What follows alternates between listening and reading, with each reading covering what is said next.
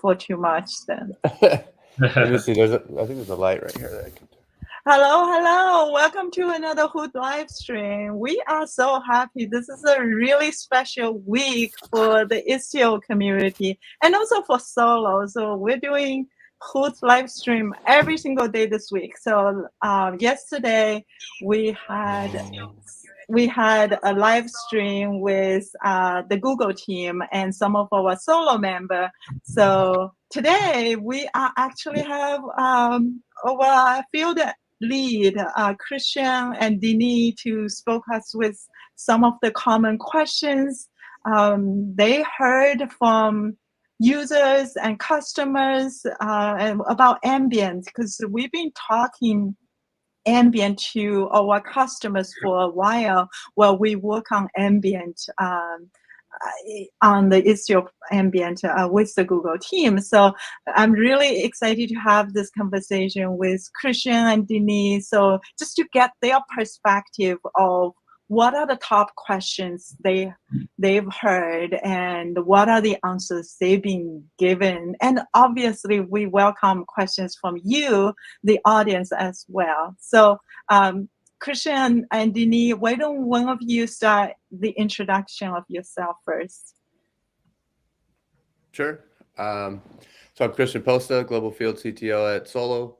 I've been working on Istio since the very beginning, and super excited to work with customers and people in the community actually adopting Istio and some of the challenges that they face and unblocking them, and then seeing Istio actually being deployed at really large scale for highly critical environments, and all the benefits that a service mesh brings and the value that it brings to these environments. So, yeah, happy to talk about this. Like you mentioned, we've been working closely with some of the folks that we would reach out to for that we thought would bring good questions and good design suggestions and feedback and comments and so on. So definitely have a few of those that we can share today, but I'll pass it off to Denis for intro. Yeah, so I'm Denis. I'm director of the field engineering team in EMEA, and same as Christian, helping customers, adopting service mesh at scale, and helping them in their journey of modernizing applications and so on. So really happy to be there, and again, sharing some thoughts with you, Lin and Christian. Okay, great. I guess I have some questions in mind, but I'd like to kind of pick on your brain. What are the most common questions you heard? Maybe give me one at a time. So Denis, I'll start with you. Yeah, I mean, like a lot of questions I had when we started to discuss about Ambient was like, okay, how is going to be working? Like, do I need to move from what I do today to this new thing? Like, can they work together? Like, is it like everything should be now Ambient when it will be available? I got this question quite often, and I think it's a very interesting one. Yeah, I can second that. I think that's the first impression people hear is, well, what is our sidecars going away? What do I do with my existing deployment? That's after I was actually the first impression people have is actually this looks really cool and we can see the value that it brings, but then it's the, well, how do am I forced to roll this out? Where are sidecars going?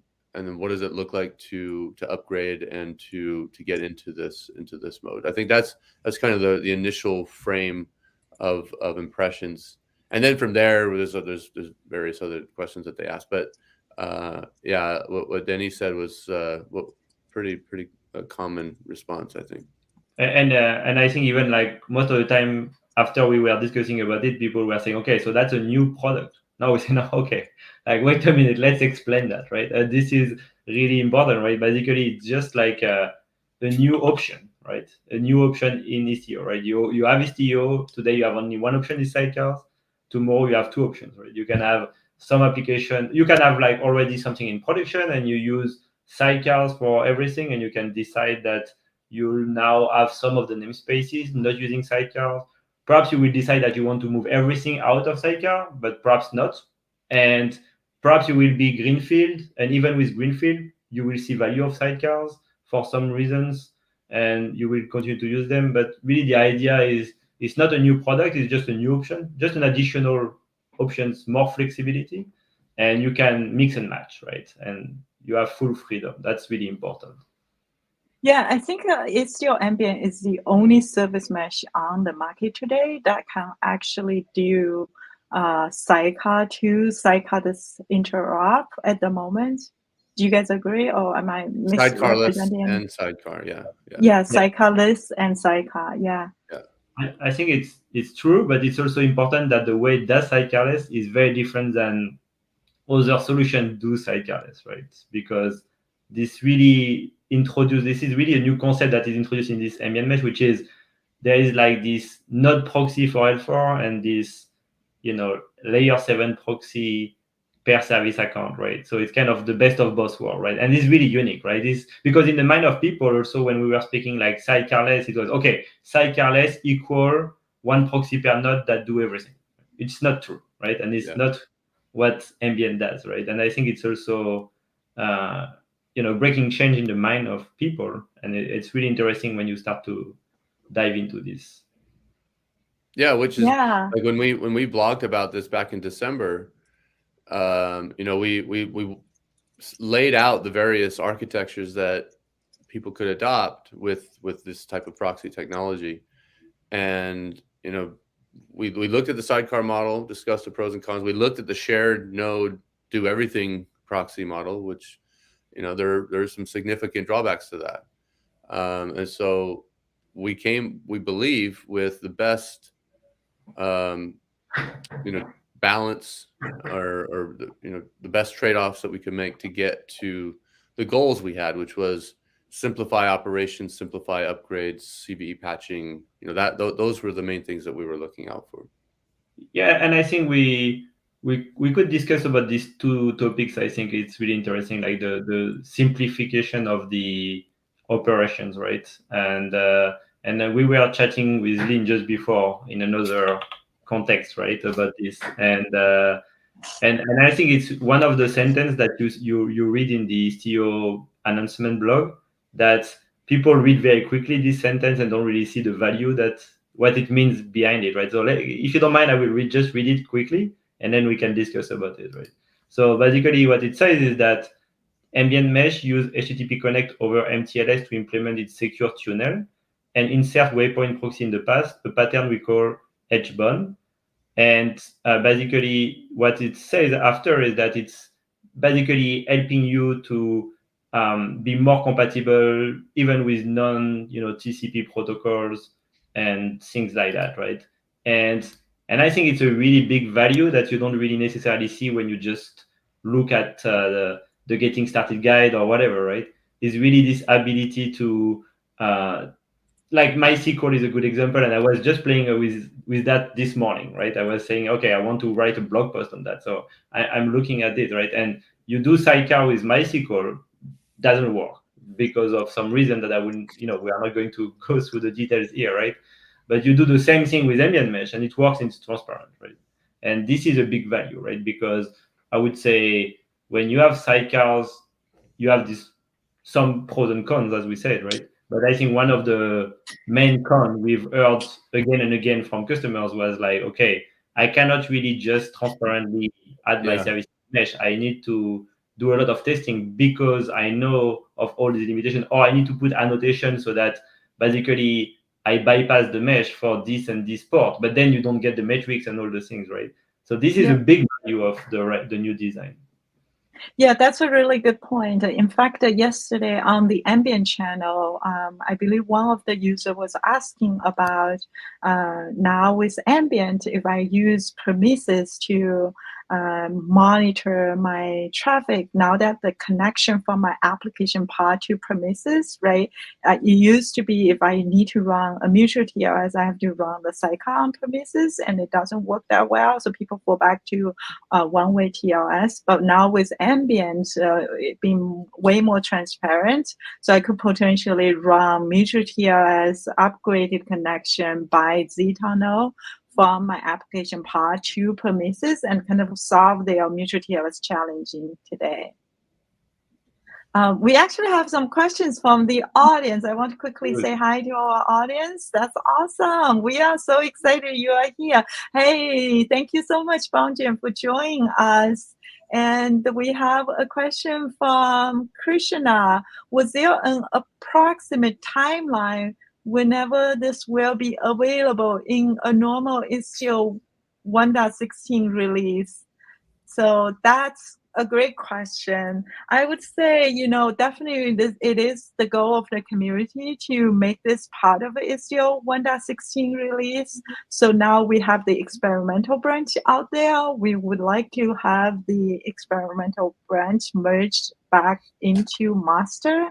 Istio 1.15 just went out, so we're in active development of 1.16. So this is a good time to drop changes into Istio release 1.16, and it's our goal to have it as part of the Istio 1.16, if that answers your question. And one thing I will want to say is we're not looking at this part of the default profile. So if you're using default profile in 1.16 when this lands, it's not going to impact you in any way. But you can start to explore Ambient if you prefer to, just experience Ambient, get the simplification, get the operation and security benefit of Ambient. Then you can just install with the Ambient profile and follow a get started guide to try that. I hope that answers your question. If not, please. I would just add something. I think it's quite important that obviously you have tons of features in Istio, right? And what can take time is to have like everything on par, right? So basically we have everything working in this ambient mesh side, right? But the good news is, because we said before, you can mix and match sidecars and not sidecars, right? So imagine you have, at the time it becomes available, let's say in 1.16, right? Let's say you read the release note and you say, oh, I cannot do this thing yet, right? That's good, because you can still do it with sidecars, right? So this is also like a big advantage you get, right? Is that we are not going to need to have 100% coverage of everything until people can really start to use it. Yeah, totally. All right, that's a great question. Thank you so much for that. Now we just heard from Bojan, glad to be here. Thanks for the effort and work done. I guess I would say thanks for the entire community, right? A lot of contributors, particularly from Solo and Google, to get the Ambient out.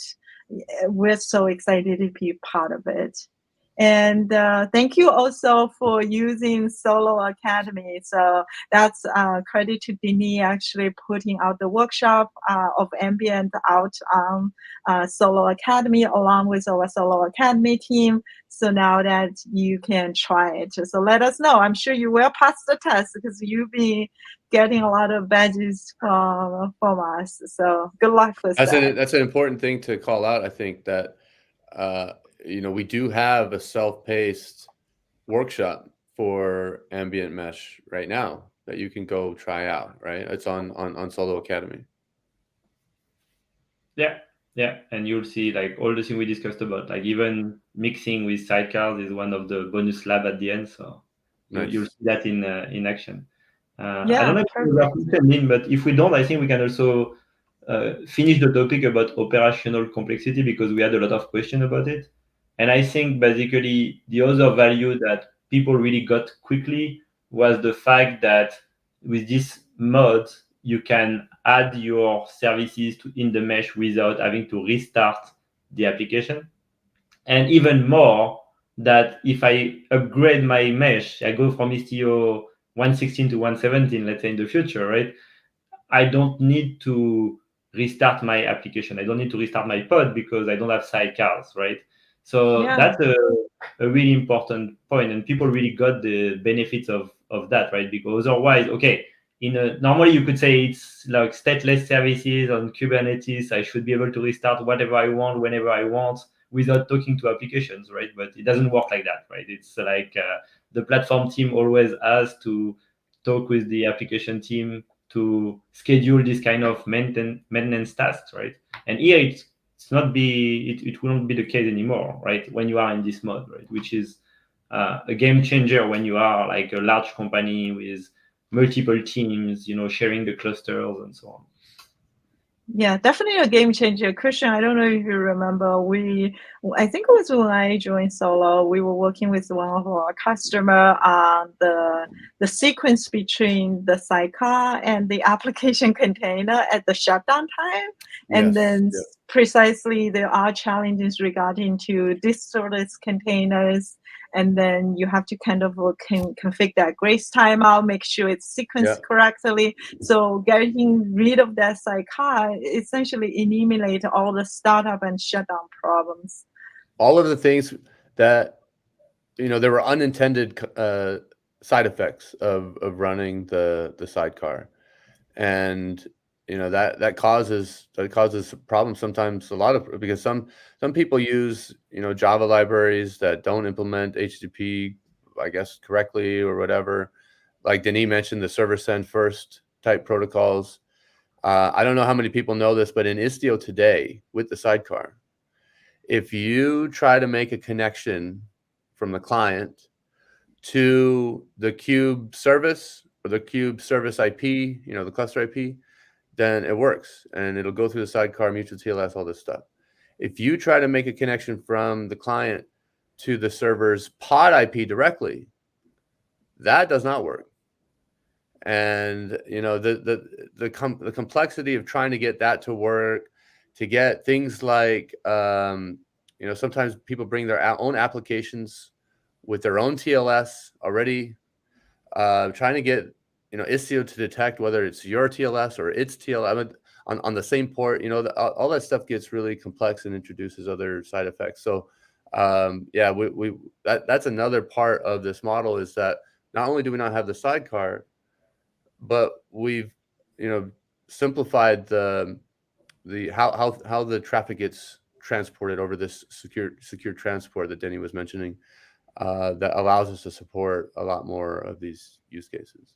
Yeah, because basically before it was like you had every time you wanted to do something, you were creating a connection with this MTLS and so on, right? Now there's this tunnel that is there, right? And that will transport, all these requests encapsulated. It's a very different way of doing it, basically. Yeah. So Christian, why don't you highlight for our audience when you say that doesn't work? I think what you meant is when you go to the pod IP directly, you don't get mutual TLS traffic. It will be plain text. Yeah. That's what I meant. So which is a security issue. Yeah. Okay. That's great. Yeah. So Christian, why don't we go to you and ask you what's the most common question you heard when you talking to our customers? So I would say the initial impressions were what we talked about, but another very common question that we heard was around security. That the sidecars, there's a feel goodness, I guess, about the sidecar running in the same pod as the application. And now with Ambient, we move. First of all, there's no sidecar, and second of all, there's the the secure tunnel, secure transport happening with the Z tunnel, and that changes the security boundaries. So, what is the impact of that? What does that look like?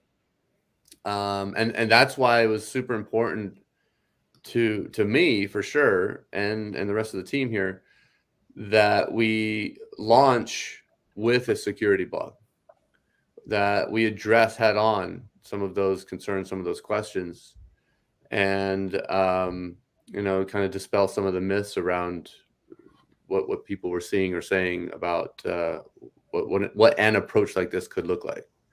So the first one is that, you know, the application being deployed with the sidecar is somehow safer or better. And if you look at where vulnerabilities tend to crop up, it's usually in, you know, the areas of code that are more complex, or a lot more code will, you know, increase the attack surface.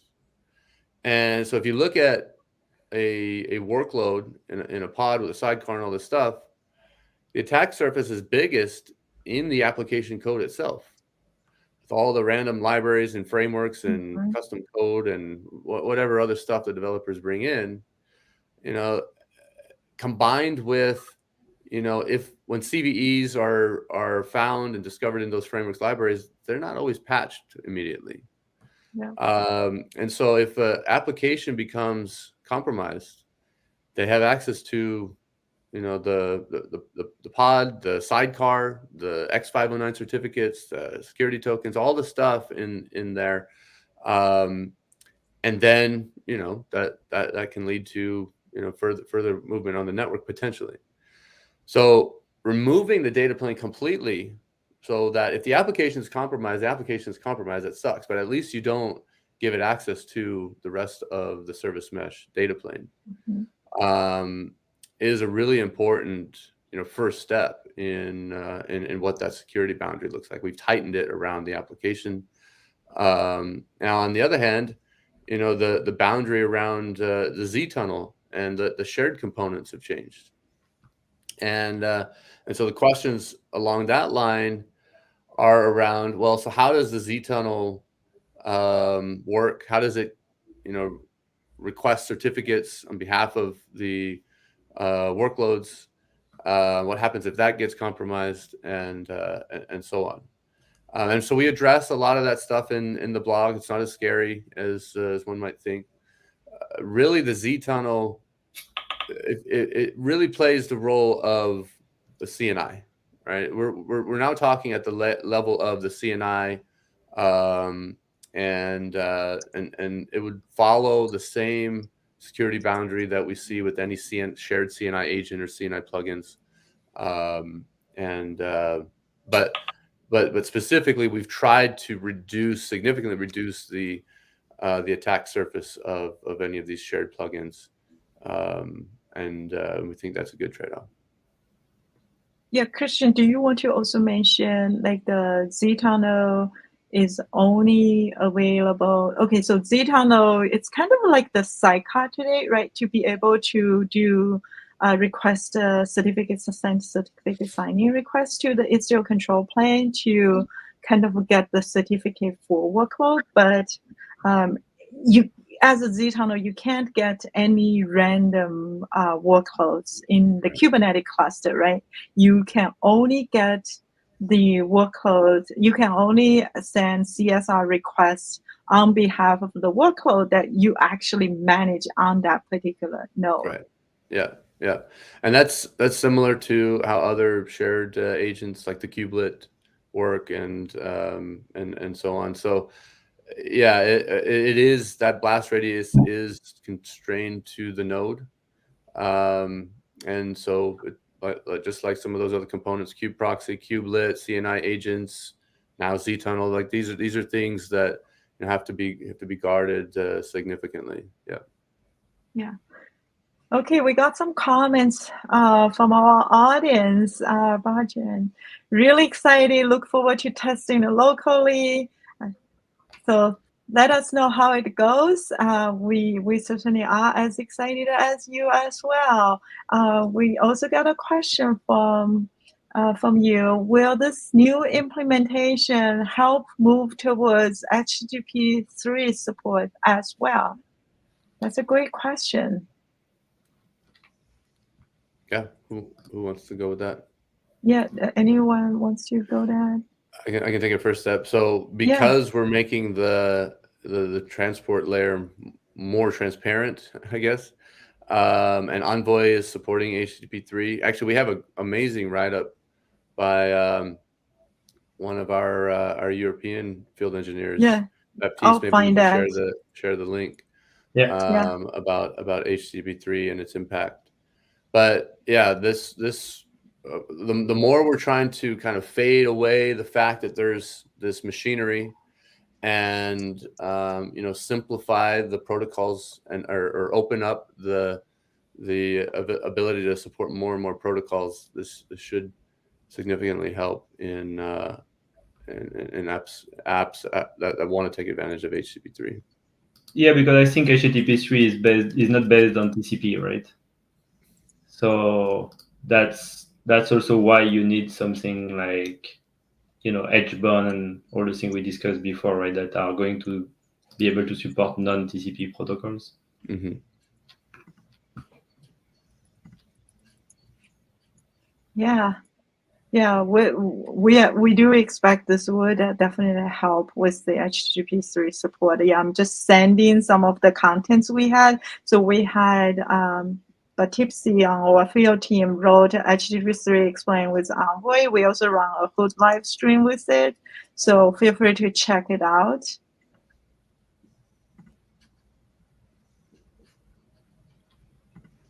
Yeah, great. I hope that answers your question. Yeah, thank you for that great question.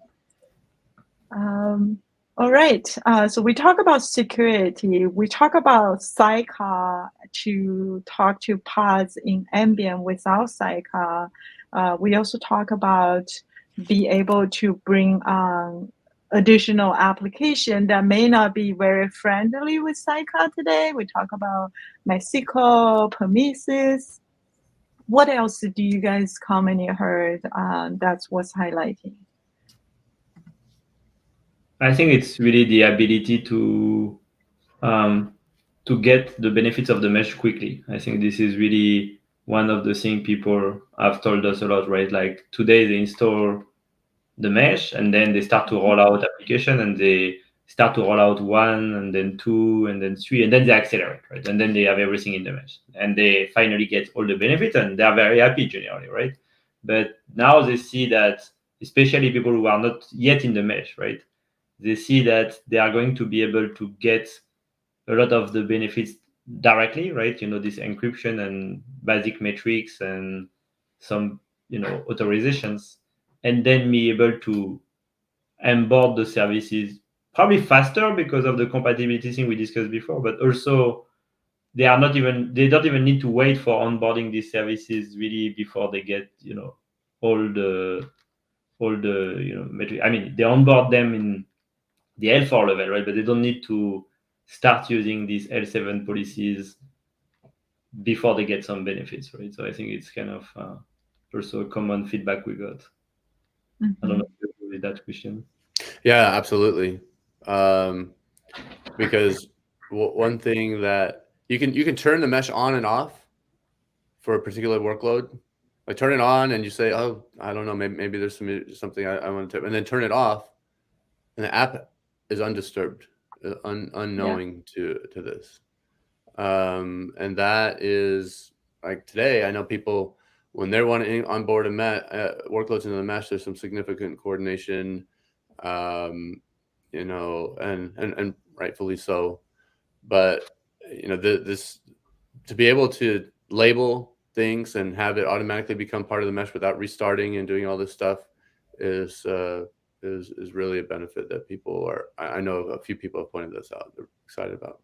And I think people who use Istio today, they are very happy, to be honest. It's not like Sidecar is not good. I think people who have done it, they are very happy, right? It took them some time because of things we said, but they are very happy, right? But the problem right now is just that we want this project to be used by anyone, right? And this is the big thing with this new data plane, right? It should not be just for 10% of the Kubernetes users should have a mesh, right? It should be everyone, right? Yeah. And that's kind of basically the main goal of this is just to make it easier for adopting it so that it's not only because right now people use it, they are the most advanced, users, or I don't know, people also sometimes realize that it will accelerate their, digital transformation because they will have this foundational platform that will help the developer to move faster, so you get some people who get it and really invest time and energy in it.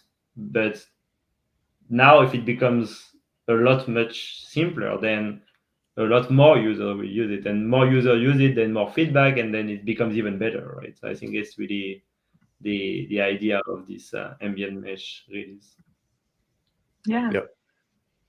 Yeah, that sounds good. Yeah, I'm also excited about that. We got another question from our audience. Hi, Bonjour.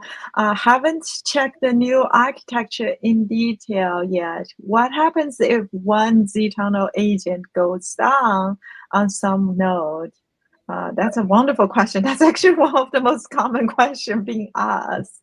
Yeah, I think it's a little bit like some of the other critical components you have in your cluster, right? Like kube proxy or Kubelet. CNI that replace kube CNI proxy agent. time or whatever, right? Like all these things, like you have a few of these things like that needs to run in your nodes to have this node running correctly, right? And if it doesn't impact your full cluster, but definitely it impacts the workload in this node, right? If you have application that needs availability, generally you have two pods, right? As these two instances of a pod. So if I have this one going down, right, then this instance will not be available anymore, and you'll send a request to the one that is in another node where it's available, right? So it's kind of really just following the logic of Kubernetes itself. Like Christian explained about the surface of attack, right? It's kind of the same response for what is the consequence of losing one of these components. Yeah, Christian, do you want to add anything? I mean, no, that's like I've been alluding to or saying is that, we've split the data plane into two layers, layer 4 and layer 7, but layer 4 is really being pushed down into the CNI. And especially from the solo side, what you'll see is that, with our, product stack integration with Cilium, with our deep expertise in eBPF, you're going to continue to see the march toward this direction where this secure transport layer that we call Z-tunnel is just going to slowly fade away into the CNI, even more to the kernel. So it's think of it as, this is part of the CNI. What if the CNI agent goes down? Well, then that node is going to be disconnected from the network. So think of it the same way. Yeah, definitely. I agree with both of you. Yeah, think of it as part of your infrastructure, right? Yeah. What if your kernel goes down? What if your VM goes down, right? It's just part of why you need to design high availability in the first place. That's beyond one node and also potentially beyond different region and zones. Yeah. We also have another question. Thank you so much for all these questions, Baojin. Will the telemetry API behave the same as now, especially for targeting specific workloads? I can try to take up first pass of that question, and you guys feel free to add on. So telemetry is something we are still working on. So we, as part of the Ambient initial launch, we have telemetry support for layer 7. So as you see in our get started guide, you will get telemetry metrics as part of deploying the Waypoint proxy. So you do have to make sure you have the Waypoint proxy there to be able to report the metrics on layer 7. One thing different with Ambient though is you don't necessarily need on the source to report the telemetry information. So you can just have the server side on your destination have the Waypoint proxy, and that would emit the same metrics as today. At least it's our goal to emit the same metrics as today. So it would have like the principal information, it would have source and target workload, it would have the dimension. So regarding your question about the telemetry API, yes, absolutely, it's our intent to be exactly the same as today. So this is one of the design principle of Ambient. If you look at all the Istio resources in with Ambient, we're not changing any of that, right? So the Kubernetes, the virtual service resource, the destination resource, the familiar Istio network resource and authorization resources, telemetry resource, we expect you to continue use them. So we don't want to have impact on you on the existing Istio API resources you are using. But it's not yet there, right? So like it's an alpha, right? So it will progressively come, right? The selector you have today in the telemetry API, for example, you target like a specific sidecar and it configures this envoy there, right? Obviously, now the envoy is, but if it's L4, let's say, then it's like the Z tunnel, right? And you will have to configure the Z tunnel so that it can, be fine grained and just apply this policy to this specific, workload, right? But this is like you said, Lin, right? It's like, the goal is to make it transparent. Obviously, there is some work to be done. It's still an alpha release, right? Yeah. And I think the telemetry API is actually relatively straightforward. You're absolutely right. We're not there yet. We're still working on layer 4 telemetry. I don't think we have done a lot of testing with the telemetry API because we've just got the telemetry working and we were super excited. Since you're asking about targeting specific workload, I do want to add, as we were looking at the virtual service resources, which sometimes you can select the source workload, and we haven't quite sorted out how the target of source workload is going to work in Ambient, because in Ambient, the actual work of doing resiliency and traffic shifting is actually the target waypoint proxy, right? So you don't necessarily even have a source sidecar or source workload waypoint proxy. So that particular portion of the virtual service API we'll have to look into if it does make sense and how can it make sense in this context.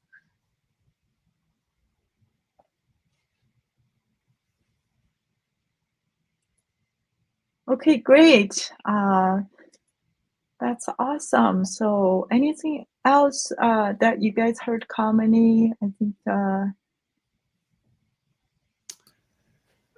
yeah, I mean, there's, like I said, generally the feedback has been very positive. Especially the people who have been using Istio in production, they immediately recognize the pain points that we're looking to alleviate here. And so like the questions like we covered were around, well, how does this interrupt with sidecars? How does this change the security boundaries? We've seen the question about, well, what if the Z tunnel component goes down? And then the next question that the next common question that I would say we see is, where do the Waypoint proxies get deployed? Because right now we kind of show it as logically it's a bump on the network somewhere, lives somewhere, doesn't matter. But where do they actually get deployed, and do these extra hops cause performance degradation? And so that certainly comes up. And I guess the answer that we have for that is the Waypoint proxies are deployed as regular pods, first of all, and they can be scaled separately from the number of replicas that the Waypoint proxy actually represents. So let's say the Waypoint proxy is being deployed for, as you know, as we've pointed out, it's either deployed, it's deployed per service account. So each service account has its own Waypoint proxy. We don't try to share layer 7 proxies across multiple identities. That's asking for trouble. So we separate them out. We keep the same sort of tenancy model that we have with sidecars. Now, as traffic, or as you scale up replicas, let's call it the Hello World service. We've deployed a Waypoint proxy for Hello World, and let's say the actual number of replicas of Hello World is scaling from, let's say, 10 to 100. Now, in the sidecar world, that would be 10 sidecars to 100 sidecars. In this model, that means we can right size the proxy number of replicas and deployment to whatever the actual traffic is going to, that Hello World service. Now, it's probably going to increase if we're scaling up the replicas, but the proxies might be able to handle way more traffic per proxy than what we were seeing in the sidecar deployment. So maybe it's only 5 replicas of those Waypoint proxies. Now, those Waypoint proxies can run, like I said, as they are pods. They can run as floating pods across the cluster. That's probably the default behavior. But then you can start to give better hints to where those Waypoint proxies run. Certainly on the Solo side with Glue Mesh, which we are going to be announcing, support for Ambient here in the next couple of weeks in Glue Mesh, and that will be one of those capabilities, where and how we manage the lifecycle of the Waypoint proxies, where they're deployed. Because some people might say, all right, let's tune the scheduling so that Waypoint proxies try to get closer to the end workloads, or the workloads that they represent. Some people might say, and we know we see this already with Ingress Gateway, might say that, hey, this Waypoint proxy is a pretty critical gateway for our applications, and we're going to want to pin these to specific nodes and give them certain allocated resources, so we can more deterministically understand what their tail latencies are and so on. So there's going to be various different modes and maybe mixed modes of how and where the Waypoint proxies get deployed, but ultimately they're pods, and how you schedule them, and what influence we can bring to scheduling will be a continued thing that we implement and evolve. Yeah, and I would add, it's not only where, it's also when, right? So basically, like you want to do L7, then you deploy this Waypoint proxy, right? Mm-hmm. With Glue Mesh, you could delegate this task, right? So that it's there when it needs to be there, it's where it needs to be, and if I don't need it anymore, it's just not there anymore, right? So this is kind of the user experience we want to give. Yeah, I think you guys are highlighting a very important point about not only you need to deploy your layer 7 policy if you choose to use one, then you kind of have to remember to deploy your Waypoint proxy, because what happens is if you have the traffic shifting or resilience policy or a layer 7 RBAC policy, it's not going to be in place or enforced unless you have that Waypoint proxy in there. So that sequence of management is not something you have in the sidecar world, but with Ambient, you kind of have to stay on top of that. So what we're doing in Glue Mesh is to kind of automate that for you.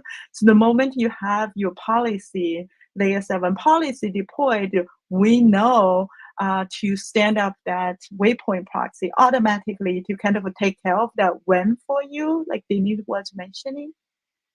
And the other thing I guess I would add is tomorrow, I know I haven't got this scheduled yet, but we're planning to run a Hoot live stream, particularly dive into how ambient service mesh means for your wallet, right? So for those of you running Istio in production, you're probably paying for CPU and memories for the node, for your Kubernetes cluster, for your VMs. So we're going to dive into how ambient is really going to help you cut the cost, and our initial results actually show significant savings. So we're going to share more detail on that tomorrow. We do have some questions from the audience. So by the way, thank you for the thanks messages. I appreciate that. And we have questions from Krishna about, does anything changing regarding multi-cluster? Denis, you want to take that first?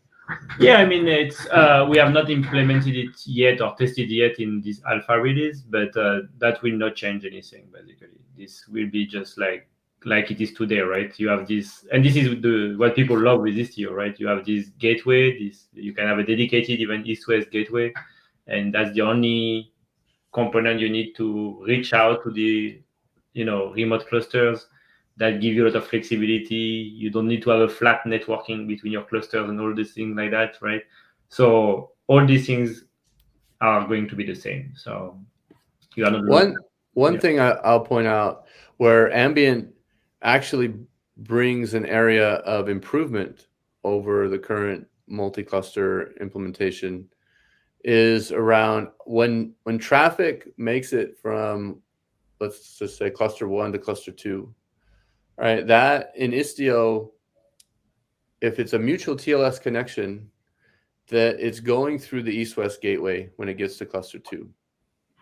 And when it gets to the east-west gateway, we're basically matching on SNI and doing some routing based on SNI to the workloads that live in cluster 2. And that's only at layer 4 that we're able, because we don't terminate the TLS connection at the east-west gateway. So once that connection makes it all the way to the second cluster and eventually to one of the workloads, then that connection persists as long as it's around. And the application sending requests in cluster 1, let's say it's sending 5 requests per second, and then it increases it to, let's say, 100 requests per second. Those requests going over that one connection don't get load balanced across all of the available workloads in cluster 2, because it's just going over that one connection. Now, it can open up more connections. It can sever the connection, reconnect, and then and you'll get some load balancing. But with the Waypoint proxies now at our disposal, we can terminate the connection on the second cluster on behalf of the workloads that we might be targeting or talking to in the second cluster. And now the Waypoint proxy, which is a layer 7 component, can then distribute the load evenly in that second cluster. And so, like Danny said, this is not implemented yet, but we're continuing to build this out. We have the components there, and I certainly see an area where we can see quite a bit of improvement in the multi-cluster story, or particularly around load balancing. Yeah, you could even potentially having non-mesh services being able to talk to a mesh service in cluster 2 based on some implementation details that are in ambient mesh. Yeah. So you could get some more flexibility based on the fact that a lot of things are now happening in the server side and not the client side. Mm-hmm. Then that means that you can offer some of the mesh capabilities to non-mesh clients, basically. Mm-hmm. Okay, so I think the net I'm hearing is, okay, this is still work in progress. It's certainly not something, out of the box with Ambient, but we're actively working towards multi-cluster. We don't expect the API to be changed, and we could potentially see some improvements on no balancing and even support outside of mesh client, which is super exciting too. Yeah. That's awesome. We have another question. Hey, from another Christian. What about the integrations with external components, OPA for external OS? Does it mean that OPA will also run per node? Wow, that's a great question. No. I think it perhaps gives us the opportunity to clarify something as well, which is the gateway, because generally this question comes for the gateway, not 100% of the time, but most of the time it's like XOT is a gateway thing, right? It's quite rare that people have service-to-service communication with an additional hop to XOT. It exists, but it's definitely not like a common thing, right? So one thing to clarify is that the gateway is exactly working the same way with Ambient. So 100% of the features that work today in the gateway are working with ambient mesh, right? So you can do rate limiting and XDOT and everything you do today with the gateway is unchanged, right? The gateway knows how to reach out to these either zTunnel or Waypoint proxies, right? But you don't lose any capabilities of the gateway when you deploy Istio in ambient mode. I think it's a really key thing to understand. Yeah. Yeah, And very and for good. east-west Yeah. traffic, like you were saying, although not super common, but potentially, I mean, people do run it for XDOT in the east-west direction as well. That doesn't really change as much because we just run that on the waypoints now, and that doesn't mean one OPA per node. You can have, it doesn't matter. You can have OPA run wherever it runs, but then it's the waypoint proxies that will be enforcing layer 7 external auth type things. And it brings Yeah. us to another value that you get with this model where you don't have a shared node proxy for L7, right? Because Right. we have this L7 per service account.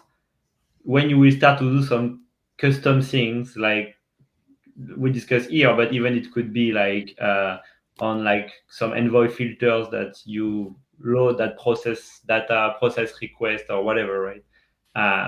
If you make a mistake or if you do something that has an impact, right, on the performance or reliability or whatever, right, it's going to just impact yourself, right? Your own proxy, right?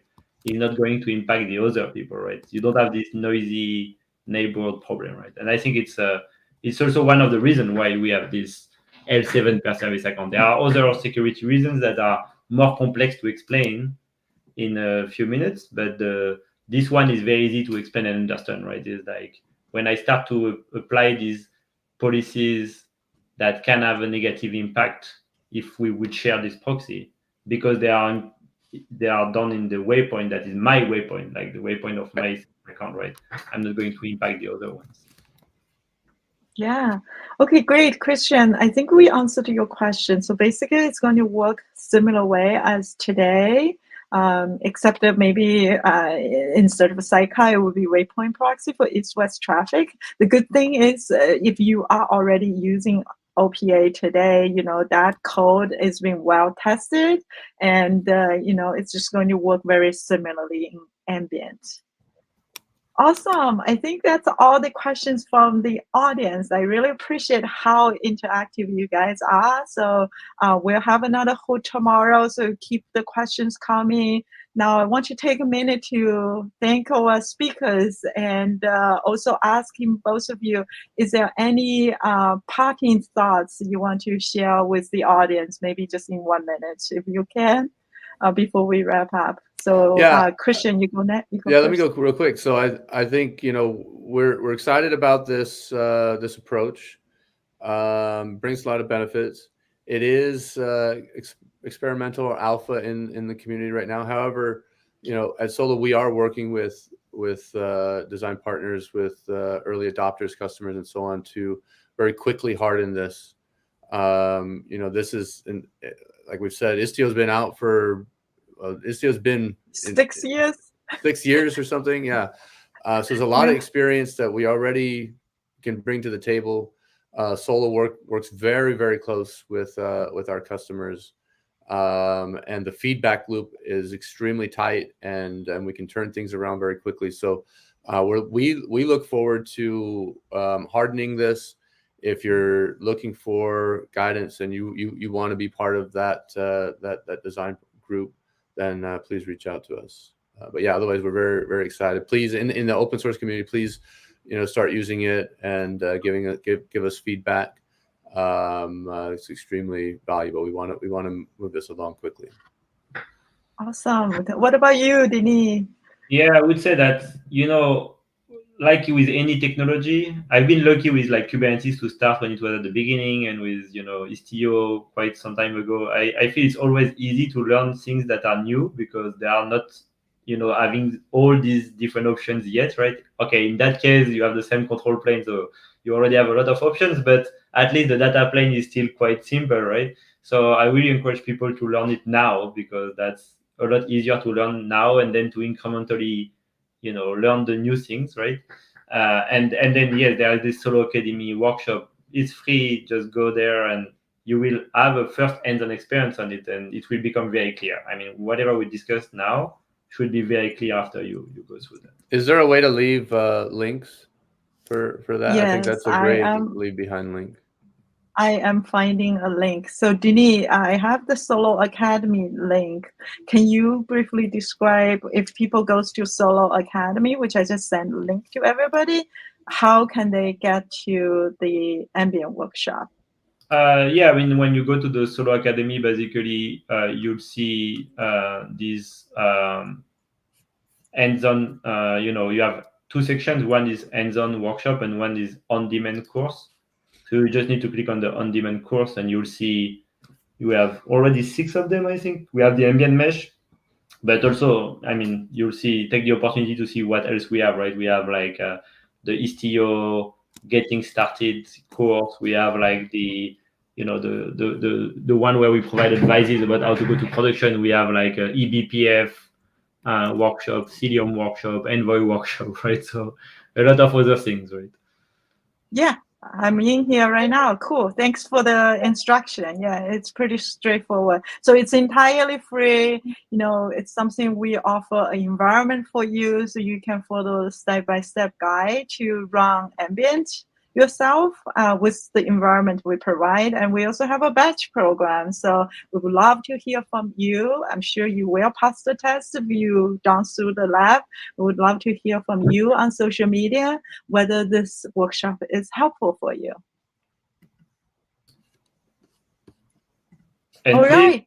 And feel free to contribute, right? Like it's now it's in the Istio community, it's really like we started this project with Google, but it's really now we want everyone to participate, to give feedback, to contribute, so don't be shy and really contribute as much as you can. It can be just like creating issues about what you would like to see there. It could be, doing a PR even for docs or whatever, right? Just really encourage you to do that.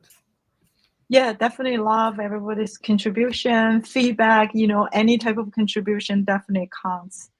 With that, I'd like to wrap up this live stream. Thank you, everyone, for joining us. Really appreciate all the great questions you guys asked. And thank you, Denis and Christian, to share your thoughts on ambient and what you heard from our customers. So nice chatting with everybody. Bye-bye. Thanks. Bye.